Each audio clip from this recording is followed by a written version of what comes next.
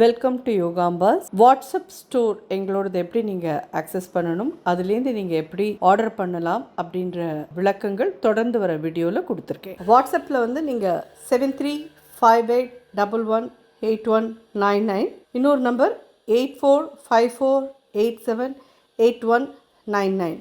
இது ரெண்டையும் நீங்கள் வாட்ஸ்அப்பில் யோகாம்பால் ஷாப் அப்படின்னு சேவ் பண்ணிட்டு வாட்ஸ்அப் வழியாக நீங்கள் கேட்லாகை பார்த்துட்டு உங்களுக்கு என்னென்ன தேவையோ அதை ஆட் டு த கார்ட் கொண்டு வந்துட்டு அதை நீங்கள் வந்துட்டு யோகாம்பாஸ்க்கு ஃபார்வர்ட் பண்ணினீங்கன்னா உங்களுக்கு அந்த திங்ஸ்லாம் நாங்கள் அனுப்பி வைக்கிறதுக்கு ரெடியாக இருக்கோம்.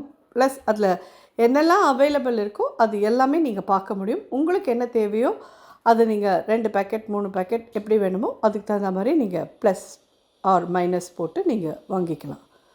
தேங்க்யூ. வணக்கம். நான் உங்கள் அபிமான யோகாம்பால் சுந்தர்.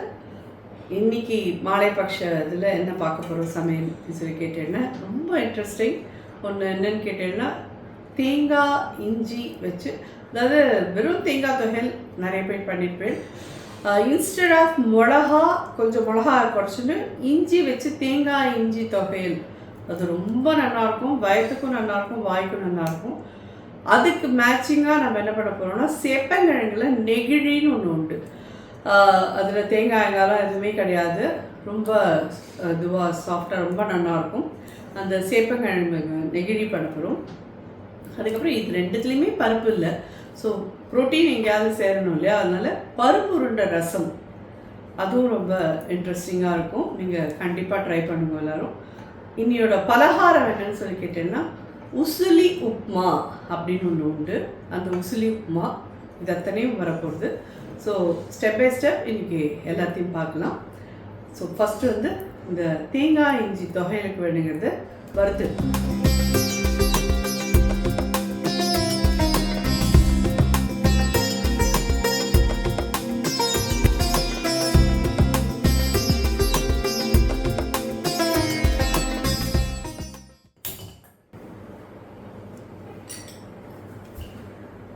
ரெண்டு கட்டி பெருங்காயம் போடுறேன். 1 டேபிள் ஸ்பூன் கடலைப்பருப்பு, 1 டேபிள் ஸ்பூன் உளுத்தப்பருப்பு, 2 மிளகா வத்தல். இந்த தொகையல் சாதம்லாம் கொஞ்சம் மென்னடைக்கிற மாதிரி இருக்கும். அதுக்கு வந்து இந்த நெகிழிலாம் ரொம்ப ஆப்டாக இருக்கும், ரொம்ப நல்லா இருக்கும். இது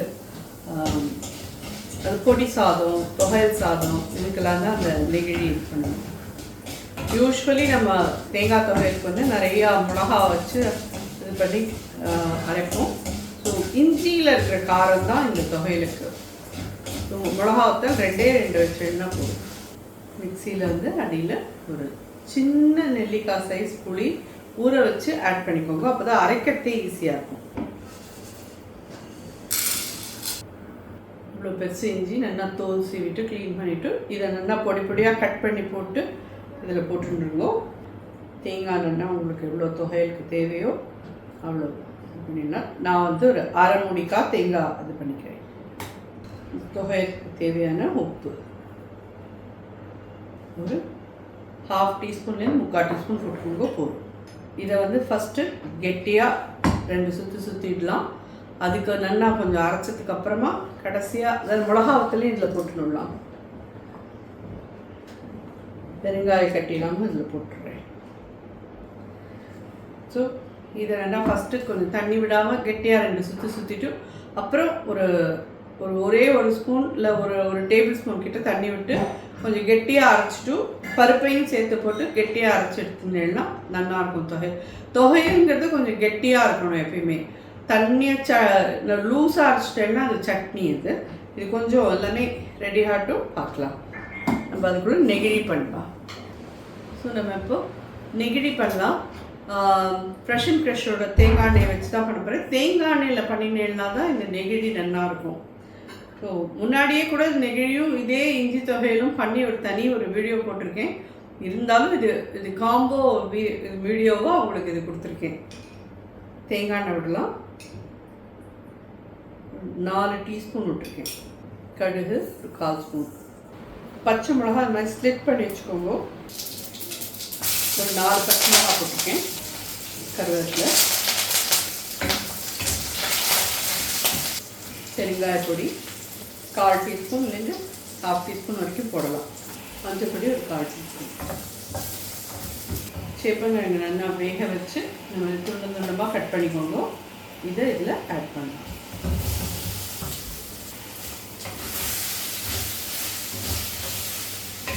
நெகிழி தேவையான உப்பு ஒரு 3/4 டீஸ்பூன் கிட்ட போடுறேன். தண்ணி விடலாம். நல்லா இந்த சேப்பங்கிழங்குலாம் முங்குற அளவுக்கு தண்ணி விட்டுருணும். இது எல்லாமே சேர்ந்து நல்லா கொதிக்கட்டும்.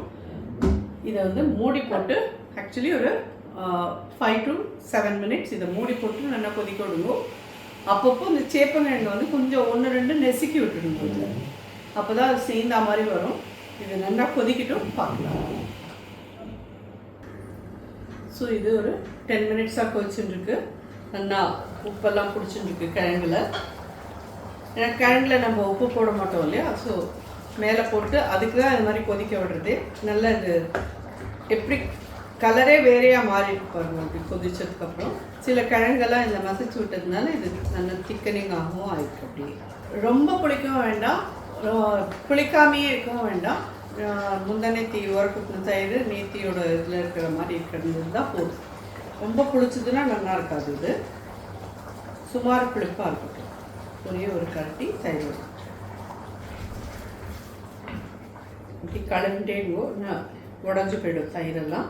அதனால் இப்படி கலந்துட்டே இருந்தேன்னா அப்படி சைட்லலாம் கொதிக்கிறதுக்கு தெரியுறதா இந்த மாதிரி இருக்க ஸ்டேஜில் இது போதும்.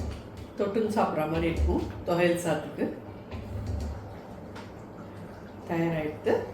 நெகிழி அடுப்பை அணைச்சிடுறேன். இது இப்படி தான் இருக்கும். கொஞ்சம் ஆறித்துன்னா இன்னும் வேறு கெட்டியாகிடும். ஸோ தொகையல் சாதம் வந்து ரொம்ப கெட்டியாக தானே இருக்கும் உங்களுக்கு. அதுக்கு இது ஆப்டாக இருக்கும். இது இஞ்சி தொகையல் வேறு. இதில் இஞ்சி காரம் தான் இருக்கும், இதில் பச்சை மிளகா காரம் இருக்கும். ரெண்டுமே நல்லா இருக்கும். இதில் கொஞ்சம் புளிப்பு இருக்கும், இதில் கொஞ்சம் புளிப்பு இருக்கும். அது ரொம்ப ஆப்டாக இருக்கும் தொட்டுன்னு சாப்பிட்றதுக்கு. கண்டிப்பாக நீங்கள் ட்ரை பண்ணி பார்த்துட்டு சொல்லுங்கள். அடுத்தாப்பில் வர அந்த பருப்பு உருண்டை ரசம் அதுவுமே ரொம்ப ரொம்ப நல்லாயிருக்கும். கண்டிப்பாக ட்ரை பண்ணுவோம்.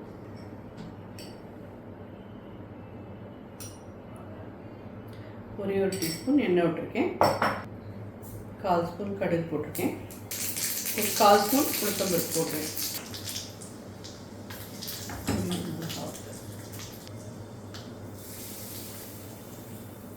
ஜோரான இஞ்சி தேங்காய் தொகையிலும் தயார், நெகிழி தயார். அடுத்தது பார்க்கலாம். நம்ம இந்த பருப்பு இந்த ரசத்துக்கு வேணுங்கிற இந்த பருப்பு அரைச்சிக்கலாம். நம்ம என்னன்னு கேட்டேன்னா நல்லா 2 டேபிள் ஸ்பூன் துவரம் பருப்பு, 2 டேபிள் ஸ்பூன் கடலை பருப்பு போட்டு ஊற வச்சுருக்கேன். நான் பண்ணுற இந்த 4-5 பேர் ரசத்துக்கு இது போகிறோம். 2 மிளகா வர மிளகாயும் அதுலேயே போட்டு ஊற வச்சுருந்தேன். இது வந்து ஒரு 1/4 ஸ்பூன் மஞ்சப்பொடி போடுறேன். 1/4 டீஸ்பூன் பெருங்காயப்பொடியும் இதுலேயே போட்டுடுறேன். 1/4 டீஸ்பூன் உப்பையும் போட்டுடுறேன். கொஞ்சமாக தண்ணி விடலாம்.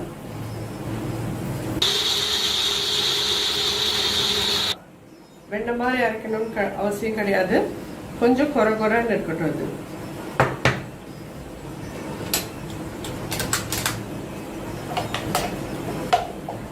அது அதெல்லாம் தெரியும் உங்களுக்கு. குறைன்னு தான் இருக்குது. ஜஸ்ட் எண்ணெய் விட்டுப்போம். இந்த பருப்பு நம்ம அரைச்சோம் இல்லையா, இது நல்லா இதில் போட்டு வதக்கிட்டுருக்கோம்.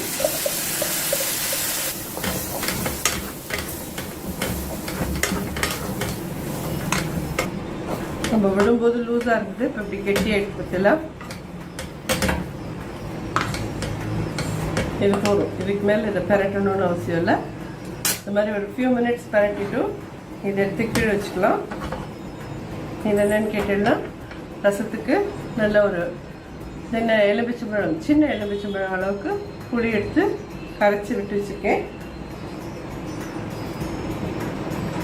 பெருங்காயப்பொடி ஒரு 1/4 டீஸ்பூன், 1/2 டீஸ்பூன் ரசப்பொடி ஆர் சாம்பார் பொடி உங்கள் சௌரியம், உப்பு இதுவும் உங்கள் சௌரியம், கருவேப்பிலை. இதெல்லாம் நல்லா ஒன்றா சேர்ந்து கொதிக்கிட்டு ஒரு 5 மினிட்ஸ்க்கு. அதுக்குள்ளே இன்னொரு வேலையும் இருக்குது. இது எடுத்தோம் இல்லையா, இது அப்படியே பருப்பெல்லாம் இருக்குது, இது வேஸ்ட் ஆகிடும் நம்ம நினச்சிருப்போம். பட் நம்ம இதை என்ன பண்ண போகிறோன்னா, இதுக்குள்ளே ஒரு தக்காளி,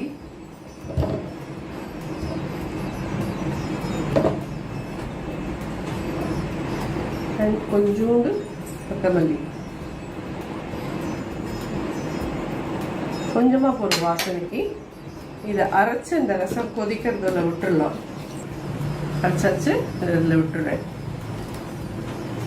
எல்லாமே சேர்ந்து நல்லா கொதிக்கட்டும். எல்லா தக்காளி எல்லாத்தோடையும் சேர்த்து இந்த புளி வாசனை எல்லாம் இதுவாக போகணும். ஒரு 1/4 டீஸ்பூன் மஞ்சள் பொடியும் போடுறேன். அவ்வளோதான். இது கொதிக்கட்டும். நம்ம அதுக்குள்ளே கொதிக்க ஆரம்பிக்கிறதுக்குள்ளே இதை பண்ணணும். கேட்டேன்னா இதை அப்படி எடுத்துக்கோங்க.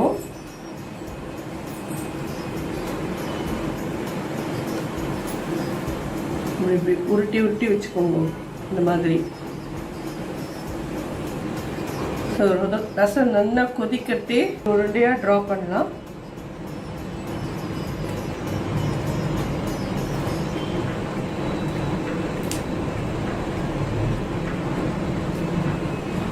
இந்த ரசத்தை நம்ம கலரெல்லாம் கூடாது, அப்படியே இருந்ததுனாலே கொஞ்ச நாளில் தெரியறது உங்களுக்கு. கொஞ்சம் கொஞ்சமாக அது மேலே மதந்து வரும். நம்ம போட்ட இந்த உருண்டெல்லாம் ரெடி ஆகிடுச்சுன்னா அது மதந்து வந்துடும். அதுக்கப்புறமா நம்ம விளாவினோன்னா போதும். தெரியுது அவங்களுக்கு முதக்கிறது. இந்த சைட்லலாம் இருக்கு பாருங்க, இந்த பக்கம் ஒன்று இருக்குது. மாதிரி அப்படியே முதக்கும் ஒன்றுன்னா ரெடி ஆனதும். ஜாஸ்தி நாளிலாம் ஒன்றும் கொதிக்கணும்னு அவசியம் இல்லை.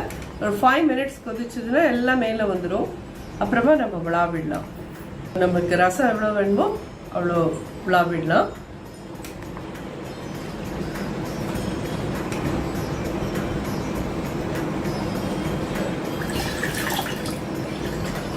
இதுக்கு தனியாக பருப்பு இதெல்லாம் எதுவுமே தேவையில்லை. ஏன்னு கேட்டேன்னா இது பருப்பு உருண்டை தான் அதில் போட்டு பண்ணிப்போங்கிறதுனால நமக்கு தனியாக எதுவும் வேண்டாம். பார்த்தீங்கன்னா நல்லா நுரைச்சிட்டு அடுப்பை அணைச்சிடுறேன். கொத்தமல்லி கொஞ்சம் தூவிடலாம். இனியோட சமையல் ரொம்ப இன்ட்ரெஸ்டிங்கான சமையல். பருப்பு உருண்டை ரசம் நீங்கள் வச்சு பார்த்துட்டு அந்த பருப்பு உருண்டையோடு அந்த ரசம் சாப்பிட்டு தொட்டுன்னு சாப்பிட்டு பார்த்துட்டு எனக்கு எப்படி இருந்ததுன்னு சொல்லுங்க. இதுவும் ஒரு பழைய நாள் டிஷ் தான். உசிலி உப்புமா அப்படின்னு சொல்லுவாள்.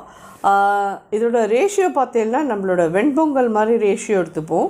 ஆனால் இது வந்து உதிரி உதிரியாக இருக்கும் உப்புமா. ரொம்ப ரொம்ப டிஃப்ரெண்ட்டாக ரொம்ப டேஸ்டியாக இருக்கும். இது பழைய நாள்லலாம் இதெல்லாம் பலகாரம்னு சொல்லிட்டு கண்டிப்பாக எடுத்துப்பா. ஏன்னு கேட்டேன்னா அரிசியை வந்து வறுத்துட்டோன்னா அதுக்கு வந்து தோஷம் இல்லை, அது பலகாரத்துக்கான இது அப்படின்னு சொல்லுவாள். அந்த இதில் இதை வந்து நம்ம ஃபஸ்ட்டு களைஞ்சிட்டு வறுத்துட்டு அதுக்கப்புறம் தான் இதை பண்ண போகிறோம். ஸோ எப்படி பண்ணுறதுன்னு பார்க்கலாம். இது பச்சரிசி 1 கப் எடுத்துட்டுருக்கேன். 1/2 கப்பு பைத்தம்பருப்பு. இதை வந்து முதல்ல தண்ணி விட்டு களைஞ்சி எடுத்துன்னு வந்துட்டு அதுக்கப்புறம் இதை வறுத்துட்டு அதுக்கப்புறமா தான் நம்ம இதை பண்ண போகிறோம். நல்லா ஒரு 2-3 டைம்ஸ் தண்ணி விட்டு நல்லா வாஷ் பண்ணிவிடுங்க. அது இந்த அரிசியும் பருப்பையும் இதில் நல்லா ஈரம் போக நல்லா வறுத்துடலாம். இது ரொம்ப ரொம்ப டிஃப்ரெண்ட்டாக ரொம்ப நல்லாயிருக்கும். நம்ம ரேஷியோ எடுத்தது பார்த்தேன்னா பொங்கலுக்கு தான் நம்ம இந்த மாதிரி எடுப்போம். அரிசி உப்புமா அப்படின்னு சொன்னால் நமக்கு வந்து அரிசி தான் மெயின் இதுவாக இருக்கும். அண்ட் துவரம்பருப்பு இல்லை சில பேர் பைத்தம்பருப்பு போடுவோம். அது 1 ஸ்பூன் 1.5 ஸ்பூன் போடுவோம். பட் இது 1:1/2 அந்த ரேஷியோவில் எடுத்துக்கணும். இதெல்லாம் பழைய நாளத்து டிஷ்ஷு. எத்தனை வயசில் இருக்கிறவா எல்லோரும் கண்டிப்பாக பண்ணிட்டுருப்பேன். பட் புதுசாக சமைக்கிற குழந்தைகளுக்கெல்லாம் இதெல்லாம் தெரியாது இல்லையா? ஸோ அவளுக்கோசரம் இதெல்லாம் சொல்லலாமேன்னு தான் நான் எடுத்தேன். நான் எப்பயுமே சொல்கிற மாதிரி நம்ம தமிழ்நாட்டோட ஸ்டேப்பிள் ஃபுட் வந்து நமக்கு ரைஸ் தான். ஸோ ரைஸை பேஸ் பண்ணி தான் அந்த நாளில் நமக்கு பல விஷயங்கள் பலவிதமான பலகாரம் டிஃபன் இதெல்லாம் பண்ணியிருக்காளே ஒழிய வீட் வந்து நம்மளோட இது கிடையாது, நார்த்லேருந்து வந்தது. இந்த உசிலி உப்புமாவில் வந்து இப்போ லேட்டஸ்ட் இதில் வந்துட்டு நிறைய பேர் வந்து வெங்காயம்லாம் ஆட் பண்ணிக்கிறேன். பழைய நாளில் வெங்காயம்லாம் ஆட் பண்ண மாட்டோம் நாங்கள் எல்லோரும். இதை வந்து விரத நாளைக்கெல்லாம் தான் பலகாரமாக நாங்கள் இதை எடுத்துப்போம். நான் வந்து நோ ஆனியனில் தான் இதை பண்ணுறேன். இஷ்டப்பட்டவா எந்த இடத்துல நான் வெங்காயம் ஆட் பண்ணிக்கணும்னு சொல்கிறேன் அந்த இடத்துல நீங்கள் அதை ஆட் பண்ணிக்கலாம். ஒரு 5 நிமிஷம் நீங்கள் வறுத்தேன்னா இது அப்படியே உதிரி உதிரியாக ஆகிடும். பார்த்தேன்னா நல்லா உதிரி உதிரியாக எடுத்து நல்லா இதில் அரிசியில் பருப்பில் இருந்த இந்த ஈரம் எல்லாம் போயிடுத்து. அந்த அளவுக்கு இதை நல்லா வறுத்து வச்சுட்டோம். இதை இப்போ எடுத்து வச்சுக்கலாம்.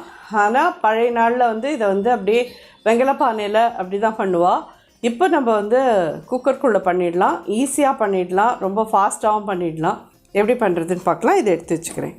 அதே மாதிரி அரிசி உப்புமாக்குன்னா நம்ம வந்து அரிசியை வந்து ரவையாக பொடிச்சுப்போம். இதுக்கு அப்படி கிடையாது. அப்படியே அரிசி வந்து மோஷாகவே தான் இருக்கும். அப்படியே தான் போட்டு இதை பண்ணணும். நம்ம நல்லா ஒரு 2 டேபிள் ஸ்பூன் அளவுக்கு தேங்காய் எண்ணெய் யூஸ் பண்ணிக்கோங்க. 1/2 டீஸ்பூன் கடுகு போடுறேன். கடுகு வெடிக்கிறது.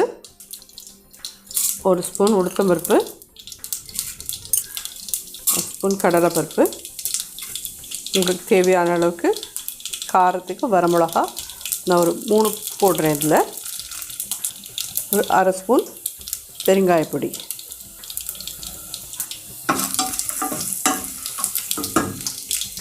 இதில் துருகின தேங்காய்,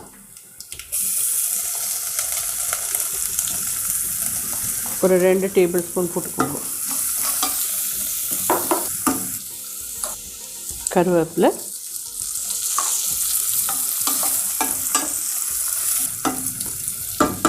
இப்போ தண்ணியோட அளவு பார்க்கலாம். இந்த கப்பால் 1 கப் அரிசி, 1 கப்பு பைத்தம்பருப்பு, அதாவது 1 கப் அரிசி 1/2 கப்பு பைத்தம்பருப்பு போட்டிருக்கோம். இப்போ இதில் வாட்டர் வந்து 1 கப்பு,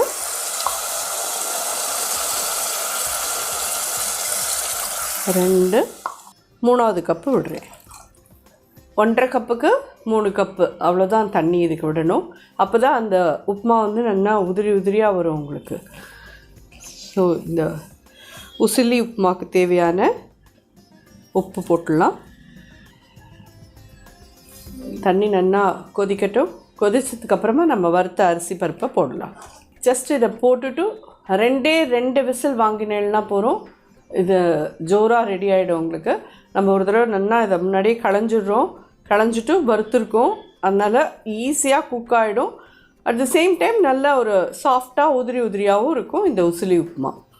ஆனால் பியூராக நீங்கள் தேங்காய் எண்ணெயில் பண்ணினா மட்டும்தான் இது வந்து இவ்வளோ டேஸ்டியாக இவ்வளோ இதுவாக இருக்கும். வேறு நீங்கள் வேறு எதாவது ஆயிலெலாம் எடுத்துட்டேன்னா அவ்வளோ நல்லா இருக்குமான்னு கேட்டேன்னா கொஞ்சம் சுமாராக தான் இருக்கும். தேங்காய் எண்ணெய் நிச்சயமாக உடம்புக்கு நல்லது தான். கண்டிப்பாக எல்லோரும் தேங்காய் எண்ணெய் யூஸ் பண்ணிக்கோங்க. இதில் வந்து எங்களுக்கு வரமிளகா காரம் மட்டும் இல்லை, கொஞ்சம் மிளகு ஜீரக பொடியும் எங்களுக்கு இருந்தால் பரவாயில்ல அப்படின்னு சொல்கிறவா மிளகு ஜீரக பொடியும் நீங்கள் போட்டு பண்ணிக்கலாம். நான் ஜஸ்ட்டு இன்றைக்கி வரமிளகா மட்டும்தான் போட்டிருக்கேன். மிளகு ஜீரக பொடி போட்டேன்னா இன்னும் கொஞ்சம் நல்ல காரசாரமாக இருக்கும். ரொம்ப தேங்காயெலாம் நம்ம போட்டிருக்கிறதுக்கும் அதுக்கும் தேங்காய் எண்ணெயில் பண்ணுறதுக்கும் ரொம்ப நல்லாயிருக்கும் நிச்சயமாக. இதுக்கு தொட்டுக்கிறதுக்கு என்ன மாமி இது பண்ணலாம் அப்படின்னு சொல்லி என்ன கேட்டேன்னா வெறும் தேங்காய் சட்னி போகிறோம். சட்னி வேணுங்கிறவாளுக்கு இல்லை நீங்கள் தக்காளி சட்னி அரைச்சிக்கிறேன்னா தக்காளி சட்னி இல்லை வதக்கல் தக்காளி வதக்கல் அது மாதிரி எது வேணால் இது பண்ணிக்கலாம். இதெல்லாம் எதுவுமே இல்லைன்னா கூட தயிர் சக்கரை தொட்டுகிட்டே சாப்பிட்லாம். ஸோ இது கொதிக்கிறது இதில் போட்டுடுறேன். இப்போ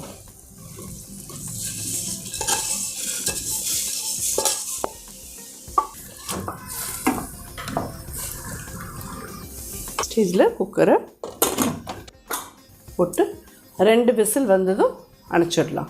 அதுக்கப்புறம் நல்லா கம்ப்ளீட்டாக ப்ரெஷர் இறங்கினதுக்கப்புறம் எடுத்து பார்க்கலாம். ஸோ இந்த உசிலி உப்புமா நல்லா 2 விசில் வந்துடுது, ப்ரெஷரும் இறங்கிடுது. இதில் பார்த்தாலே தெரியுது இல்லையா எவ்வளோ ஜோராக இருக்கு பாருங்க. இது குழஞ்சிடக்கூடாது, அதனால தான் 2 விசில் 3 கப்பு தண்ணி தான் சொன்னேன் நான். இப்படி உதிரி உதிரியாக இருக்கணும் அது. இதுலேயும் ஃபைனலாக நம்மளோட ஒரு இதுக்கோசரம் கொத்தமல்லி உசிலி உப்புமா ரெடி. ஸோ இன்றைக்கி இந்த நெகிழி, இஞ்சி தேங்காய் துவையல், பருப்புருண்டை ரசம், முசிலி உப்புமா எல்லாம் பார்த்துருப்பேன். உங்களுக்கு நிச்சயமாக இந்த காம்பினேஷன் பிடிச்சிருக்குன்னு நினைக்கிறேன். கண்டிப்பாக ட்ரை பண்ணி பார்த்துட்டு எப்படி இருந்தது ஃபீட்பேக் சொல்லுங்கள். நன்றி.